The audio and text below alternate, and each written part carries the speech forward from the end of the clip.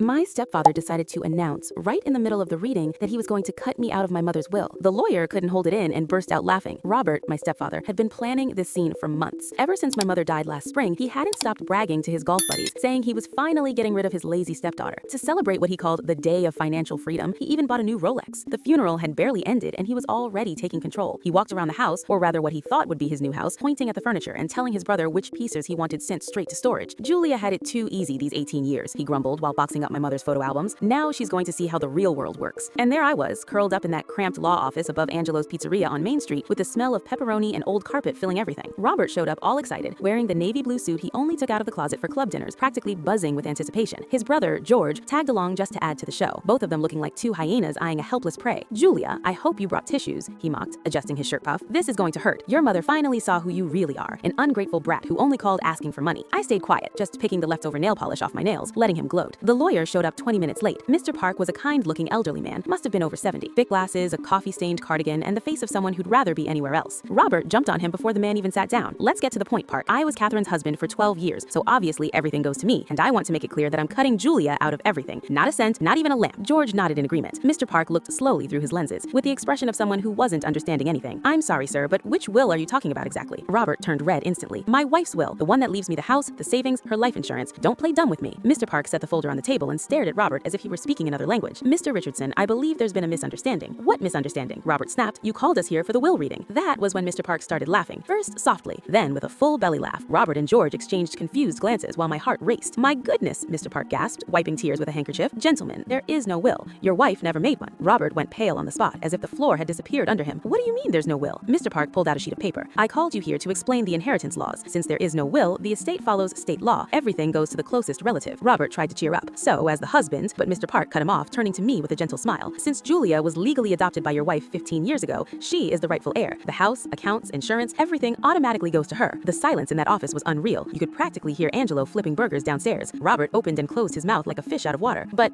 I'm her husband," he insisted. Mr. Park nodded patiently. "Yes, and in some states the spouse may have rights, but Catherine adopted Julia before the marriage, which makes her the legal child. You, as the stepfather, with no biological or legal bond, have no automatic claim." George grabbed Robert's arm, outraged. "That can't be legal." "It absolutely is," Mr. Park replied cheerfully. "Happens more often than you think. A lot of people assume that just because they got married, they're entitled to inherit, but blood ties and legal adoption always come first." Robert looked like he might faint. "So the house is now Julia's," Mr. Park confirmed, "and the bank accounts as well." That's when I finally spoke, barely above a whisper. "So when can I pick up the keys?" Robert stormed out, furious. George followed, muttering about lawyers and justice. I looked out the window and saw Robert kicking a trash can and yelling at the sky. Mr. Park handed me a business card. "Call me on Monday, we'll start the paperwork." My mother always said, karma is never late.